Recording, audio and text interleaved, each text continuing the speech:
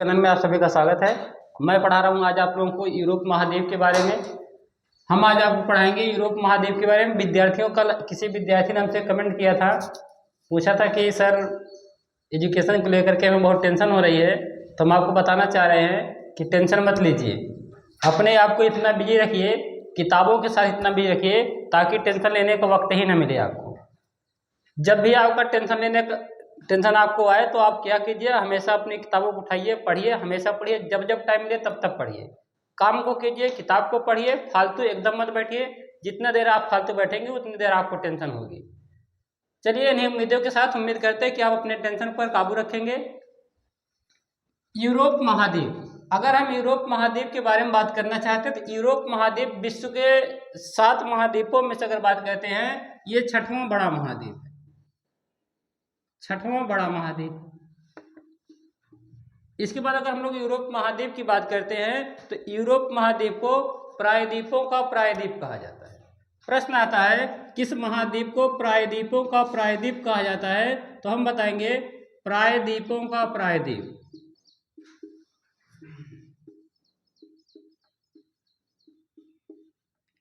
Europe महाद्वीप को प्रायद्वीपों का प्रायद्वीप कहा जाता है।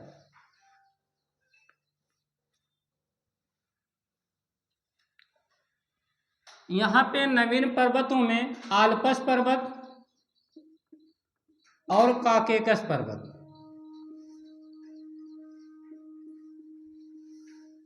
यूरोप महाद्वीप के ये नवीन पर्वत हैं। नवीन पर्वत यूरोप महाद्वीप के नवीन पर्वतों में आल्प्स पर्वत और काकेकस पर्वत हैं।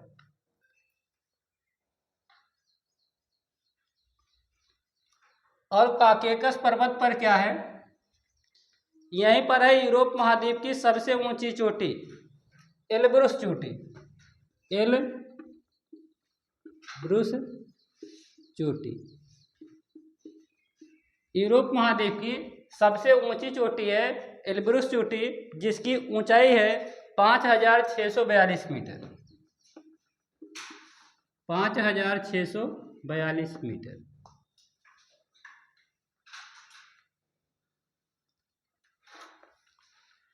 यूरोप महाद्वीप के अन्य पठारों की अगर बात करते हैं, अन्य पर्वतों या पठारों की बात करते हैं तो इसमें आता है आइबेरिया का पठार।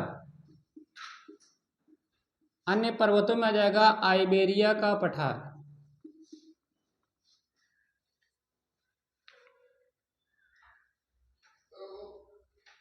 इसके बाद आ जाएगा जर्मनी का ब्लैक फॉरेस्ट। जर्मनी का ब्लैक फॉरेस्ट। साथियों, ब्लैक फॉरेस्ट एक पर्वत है। प्रश्न पूछा जाता है ब्लैक फॉरेस्ट कहाँ स्थित है, तो हम बताएंगे ब्लैक फॉरेस्ट जर्मनी में स्थित है।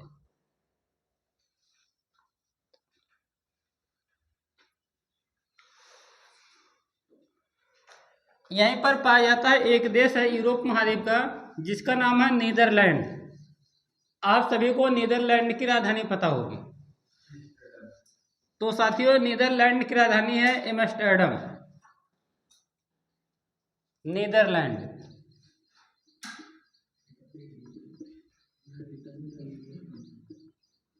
नीदरलैंड की राजधानी है एम्स्टर्डम। अच्छा, नीदरलैंड यूरोप महाद्वीप में प्रसिद्ध है क्यों? अगर हम लोग नीदरलैंड की बात करते हैं, ये समुद्र के किनारे है, ठीक है। इसने क्या किया है, इसके पास कृषि कार्य करने के लिए भूमि कम थी, इसलिए इसने क्या किया है, समुद्र के जो जल थे उनके चारों तरफ दीवारें लगवा दिया है, ठीक है। और क्या किया है, जो पानी समुद्र था उसको सुखवा दिया है और कृषि कार्य करने के लिए एक्स्ट्रा भूमि बना लिया है समुद्र में से। तो ऐसा करने वाला पहला देश है नीदरलैंड।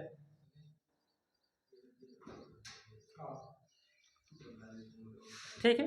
अब क्या किया है, नीदरलैंड ने जो समुद्र में दीवारें खड़ी करवा दिया है, ठीक है, और अपना जो क्षेत्रफल कृषि कार्य के लिए बना लिया है, ऐसे एरिया को डाइक कहा जाता है। डाइक।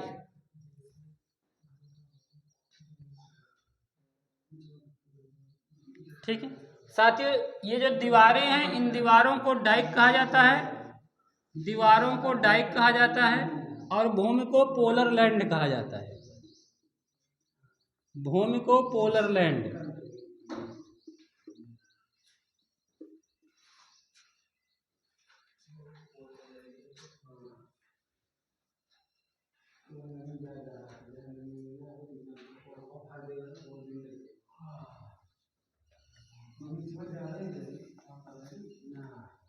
यहीं पर साथियों पाया जाता है सोगने फ्योर्ड पाया जाता है।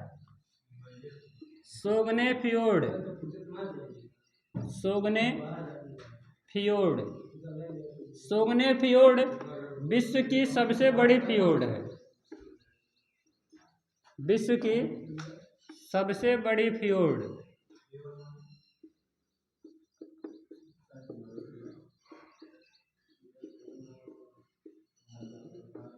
विश्व की सबसे बड़ी फ्योर्ड है सोगने फ्योर्ड, और नॉर्वे भी फ्योर्ड तट पर स्थित है। नॉर्वे की जो भूमि है,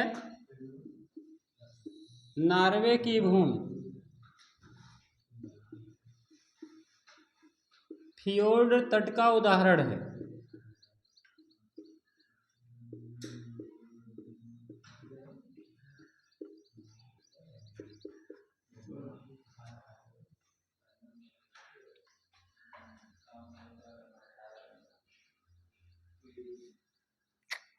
ठीक है साथियों, अगर हम लोग बात करते हैं फ्योर्ड का मतलब आप सभी जानते हैं, समुद्र के द्वारा लाई गई इकट्ठा की गई मृदा। ठीक है, समुद्र के द्वारा क्या कहता है, जो मिट्टी मृदा लाई जाती है उस मृदा को इकट्ठा करके जो भूमि बनाई जाती है उसे फ्योर्ड के नाम से जाना जाता है। समझ रहे कि नहीं? तो उसे कहा जाता है फ्योर्ड। अगर हम लोग बात करते हैं सबसे बड़ा फ्योर्ड होता है सोगने फ्योर्ड, ये विश्व का सबसे बड़ा फ्योर्ड है, और नॉर्वे की भूमि जो है वो भी फ्योर्ड तट का क्या है, उदाहरण है। ठीक है, नॉर्वे जो समुद्र के किनारे बसा है वहां पर क्या होता है, मृदाएं आती हैं और वहां पे नई नई मृदाओं का निर्माण हो जाता है। ठीक है, अगर हम लोग यहीं पर फिनलैंड की बात करते हैं, फिनलैंड का नाम आप लोग सुने हैं? किसी को फिनलैंड की राजधानी पता है? फिनलैंड,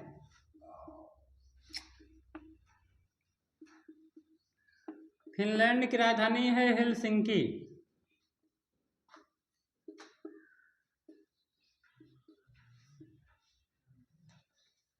अब ध्यान देंगे फिनलैंड की विशेषता क्या है। फिनलैंड में हिमोड़ों का जमाव है, और हिमोड़ों का जमाव होने के कारण फिनलैंड में लगभग 50,000 से अधिक झीलें हैं। 50,000 से अधिक झीलें। विश्व में सबसे अधिक झीलें कहाँ पर हैं? फिनलैंड में है। ठीक है, फिनलैंड में हिमोड़ों का जमाव होता है जिस कारण से फिनलैंड में 50,000 से अधिक झीलें हैं। अब 50,000 से अधिक झीलें हैं, ज्यादा झील होने के कारण फिनलैंड को झीलों का देश कहा जाता है। झीलों का देश। अगर प्रश्न आ जाए कि झीलों का देश किसे कहा जाता है, तो हम बताएंगे फिनलैंड को झीलों का देश कहा जाता है।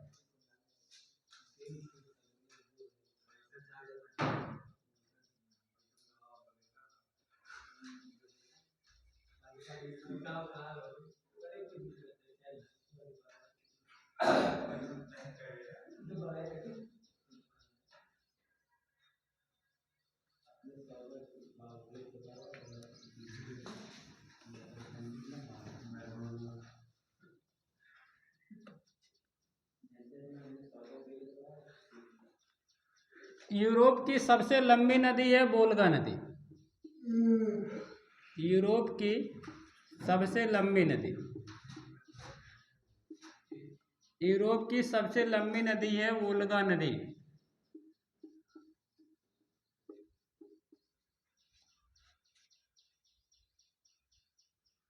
ठीक है, इस वोल्गा नदी को डान नदी की सहायक नदी बनाया गया है। डान नदी, डॉन नदी की सहायक नदी। अगर आ जाएगा कि वोल्गा नदी किस नदी की सहायक नदी, तो हम बताएंगे वोल्गा नदी डॉन नदी की सहायक नदी।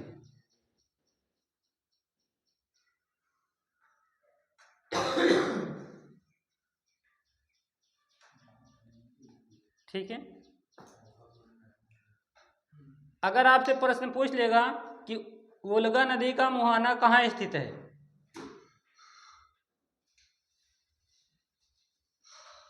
तो हम लोग बताएंगे कैस्पियन सागर।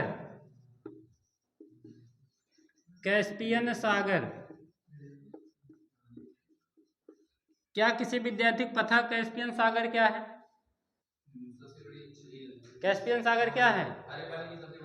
खारे पानी की सबसे बड़ी झील, विश्व की सबसे बड़ी झील है।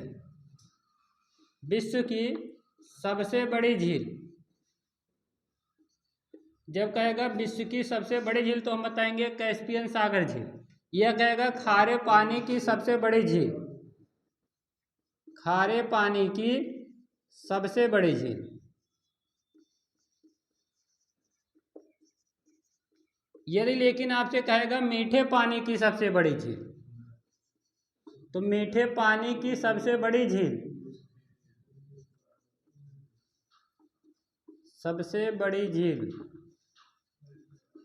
मीठे पानी की सबसे बड़ी झील है सुपीरियर झील। सुपीरियर झील ये विश्व की सबसे बड़ी झील है। अगर भारत की बात करता, भारत की मीठे पानी की सबसे बड़ी झील, तो आप बताएंगे बुलर झील। अगर भारत में खारे पानी की सबसे बड़ी झील, तो भारत की बात करेगा तो हम लोग बताएंगे चिल्का झील। ठीक है।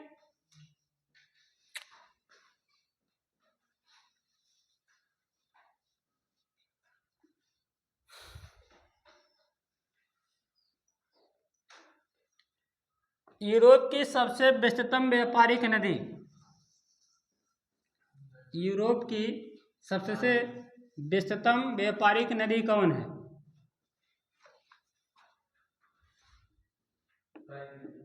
यूरोप की सबसे व्यस्त व्यापारिक नदी,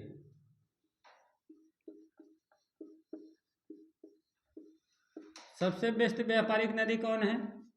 राइन नदी है। कौन सी नदी है? राइन नदी। राइन नदी पर कौन सा बंदरगाह बना है?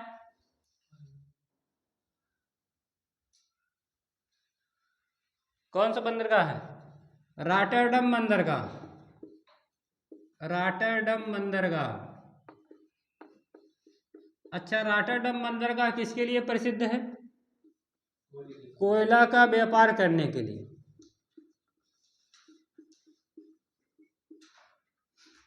अच्छा ध्यान देंगे, राइन नदी में कोयला का व्यापार सबसे ज्यादा होता है, इसलिए राइन नदी को कोयला नदी कहा जाता है।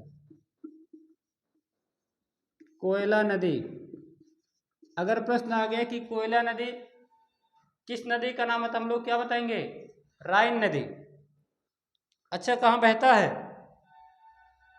राइन नदी किस देश में है? नीदरलैंड।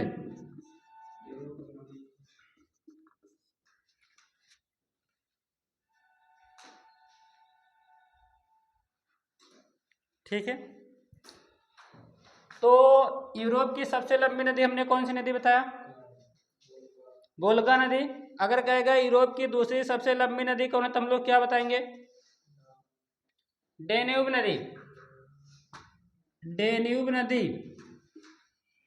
डेन्यूब नदी यूरोप की दूसरी सबसे लंबी नदी है। यह 10 देशों से गुजरती है।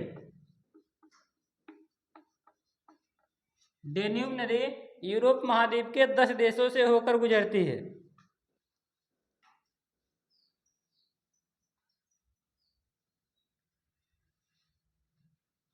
अच्छा, एक और प्रश्न आता है, फ्रांस की राजधानी। फ्रांस की राजधानी। फ्रांस का नाम सुने आप लोग? फ्रांस यूरोप महाद्वीप का देश है। कोई बताएगा फ्रांस की राजधानी? फ्रांस की राजधानी, इसकी राजधानी है पेरिस। पेरिस किस लिए प्रसिद्ध है?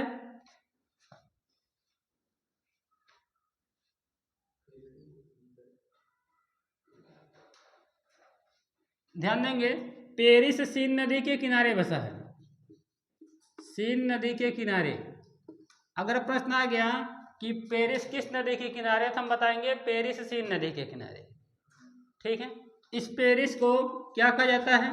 दुनिया की सुहाग नगरी कहा जाता है।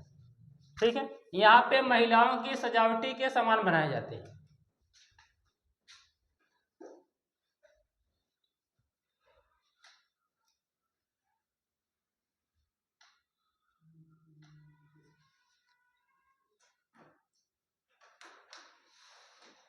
ठीक है, और ध्यान देंगे सीन नदी कहाँ गिरती है? सीन नदी साथियों इंग्लिश चैनल में गिरती है। कहाँ गिरती है? English channel. समझ गए? अच्छा, इंग्लिश चैनल क्या है? क्या है इंग्लिश चैनल? ध्यान देंगे, ऐसे समुद्र का क्षेत्र है इंग्लिश चैनल। ठीक है, इसके एक तरफ फ्रांस है और एक तरफ इंग्लैंड है। ठीक है, तो अगर प्रश्न आ गया कि फ्रांस और इंग्लैंड एक दूसरे से किसके द्वारा अलग होते हैं, तो हम बताएंगे इंग्लिश चैनल के द्वारा अलग होते हैं। English channel. ठीक है, तो अगर हम लोग प्रश्न कर देगा इंग्लिश चैनल किन दो देशों को अलग करता है, या इंग्लिश चैनल किन दो देशों के बीच में पाया जाता है, तो हम बताएंगे इंग्लिश चैनल फ्रांस और इंग्लैंड के बीच में पाया जाता है। क्या सभी को पता हो? अब ध्यान देंगे, इंग्लिश चैनल को पार करने वाले पहले व्यक्ति कौन थे? कौन थे? इंग्लिश चैनल को पार करने वाले पहले व्यक्ति थे Pierre एंड्रिगल। Pierre एंड्रिगल।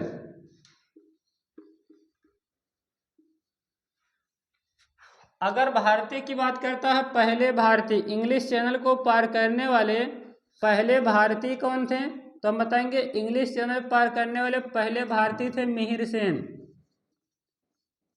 Mihir Sen. English channel पार करने वाले पहले भारतीय कौन थे? मिहिर सेन थे। अगर कहे इंग्लिश चैनल पार करने वाली पहली भारतीय महिला, इंग्लिश चैनल पार करने वाली पहली भारतीय महिला, तो हम बताएंगे इंग्लिश चैनल पार करने वाली पहली भारतीय महिला कौन थी? आरती साहा। तो ये है साथियों इंग्लिश चैनल। ठीक है, समुद्र का क्षेत्रफल लगता है जो क्या करता है, इंग्लैंड और फ्रांस के बीच में पाया जाता है।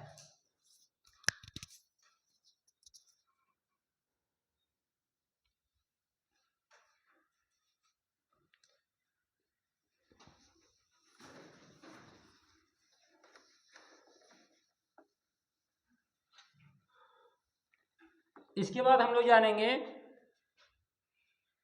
स्लेवबार्ड द्वीप। स्लेवबार्ड द्वीप। अगर प्रश्न आ गया कि स्लेवबार्ड द्वीप कहाँ स्थित है, तो हम लोग क्या बताएंगे? किसी को पता है स्लेवबार्ड द्वीप कहाँ स्थित है?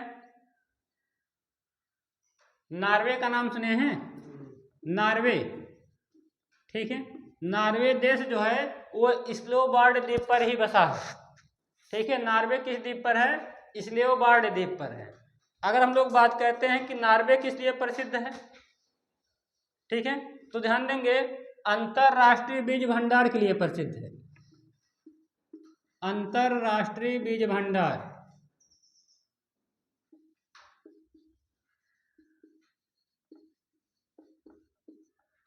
अंतरराष्ट्रीय बीज भंडार। अंतरराष्ट्रीय बीज भंडार कहाँ स्थित है? नॉर्वे में स्थित है। कहाँ पर? स्लेवबार्ड द्वीप पर स्थित है। क्लियर है सबको? अच्छा, ध्यान देंगे इटली की एक नदी है पो नदी। इटली की नदी कौन है? पो नदी। और पो नदी को इटली की गंगा कहा जाता है। इटली की गंगा। अगर कह देगा इटली की गंगा किसे कहते हैं, तो हम बताएंगे पो नदी को इटली की गंगा कहा जाता है।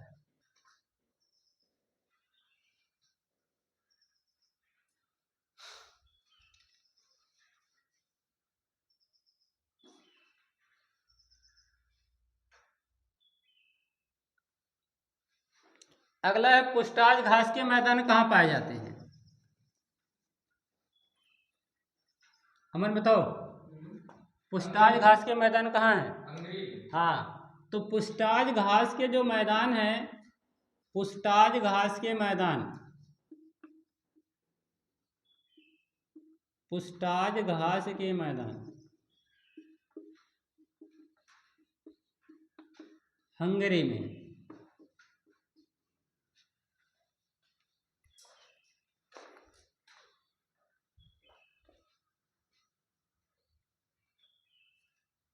ठीक है। स्टेपी घास के मैदान कहाँ है? यूक्रेन का नाम सुने हैं? यूक्रेन में स्टेपी घास का मैदान पाया जाता है। ठीक है, तो अगर कहेगा स्टेपी घास के मैदान किस महाद्वीप में है, तो हम बताएंगे यूरोप महाद्वीप में। ठीक है, या पुष्टाज घास के मैदान कहाँ पाए जाते हैं? यूरोप महाद्वीप में। पुष्टाज घास का मैदान हंगरी में और स्टेपी घास का मैदान यूक्रेन में पाया जाता है। ठीक है, यूक्रेन को क्या कहा जाता है? विश्व का अन्न भंडार कहा जाता है। विश्व का अन्न भंडार। अगर प्रश्न आ गया किस देश को विश्व का अन्न भंडार कहा जाता है, तो हम बताएंगे यूक्रेन। ठीक है, और क्या बताएंगे? रोटी की डालिया कहा जाता है। रोटी की डालिया कहेगा किस देश को रोटी की डालिया कहते, क्या बताएंगे? यूक्रेन। विश्व का अन्न भंडार किसे कहा जाता है? यूक्रेन। यूक्रेन की राजधानी क्या है? कीव। यूक्रेन की राजधानी क्या है? कीव।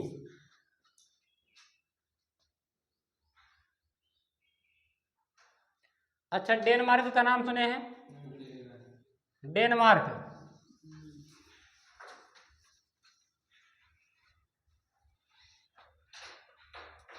डेनमार्क की राजधानी क्या है?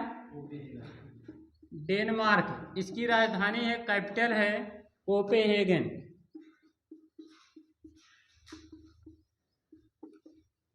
कोपेनहेगन। अगर आपसे प्रश्न आ गया कि डेनमार्क जो है किस लिए प्रसिद्ध है,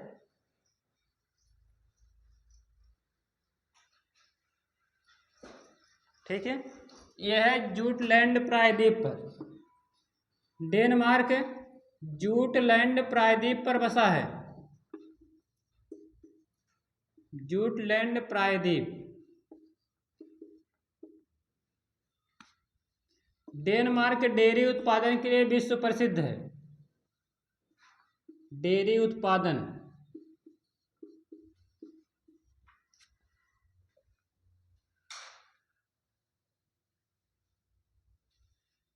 ठीक है, डेनमार्क में इसको विश्व की गौशाला कहा जाता है।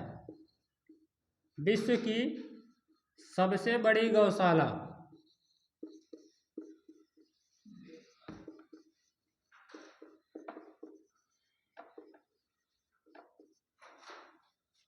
डेनमार्क को विश्व की सबसे बड़ी गौशाला कहा जाता है।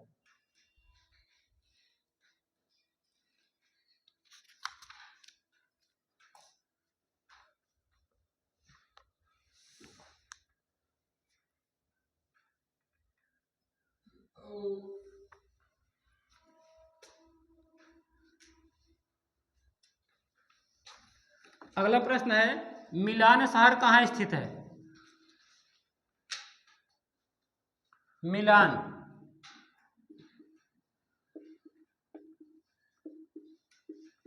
मिलान शहर है, मिलान बंदरगाह भी है। ठीक है, तो मिलान शहर कहाँ स्थित है? इटली का नाम सुने हैं? ये इटली में है। कहाँ है? इटली में। इसे इटली का मैनचेस्टर कहते हैं।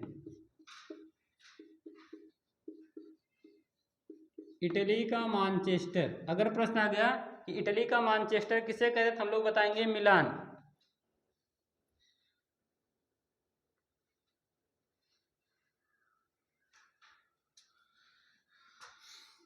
क्लियर है?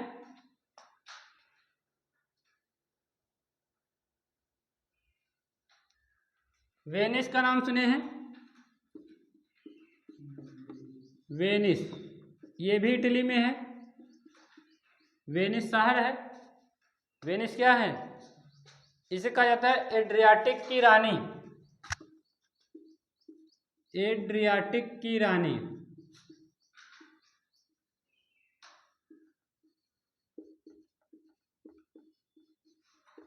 अगर प्रश्न आ गया विश्व में किसे एड्रियाटिक की रानी कहते हैं तो हम बताएंगे वेनिस को। वेनिस किस देश में है? इटली में है।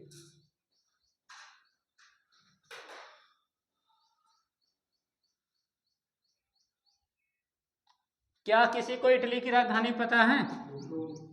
इटली की राजधानी क्या है? रोम है। और रोम साथियों टाइबर नदी के किनारे बसा है, टाइबर नदी।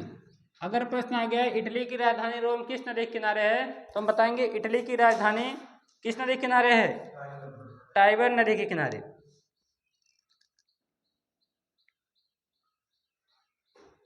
ठीक है। और जो विश्व का सबसे छोटा देश है कौन है? Vatican city. विश्व का सबसे छोटा देश कौन है? Vatican city.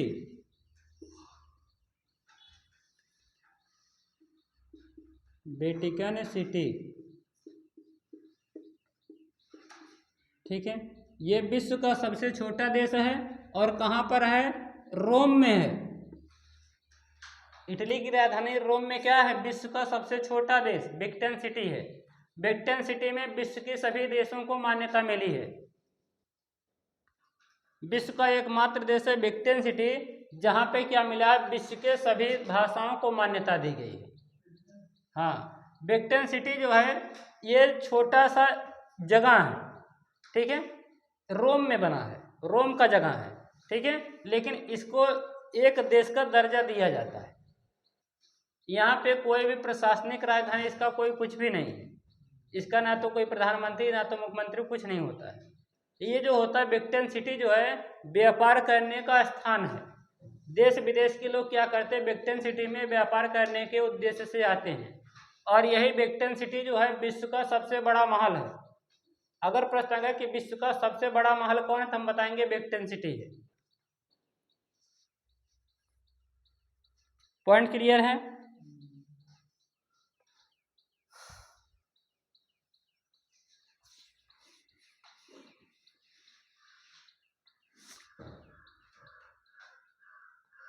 तो साथियों ये था आज के लिए यूरोप महाद्वीप की संपूर्ण जानकारी, संक्षिप्त जानकारी जो कि कंपटीशन एग्जाम के लिए महत्वपूर्ण है। उम्मीद करते हैं यह वीडियो आपको पसंद आई होगी। आपके जानकारी के लिए यह वीडियो बनाई गई है। तो अगर आप हमारे चैनल पर नए साथी, चैनल को सब्सक्राइब कीजिए। मिलते हैं अपने अगले वीडियो में, कल मिलते हैं फिर से। थैंक यू, जय हिंद साथी।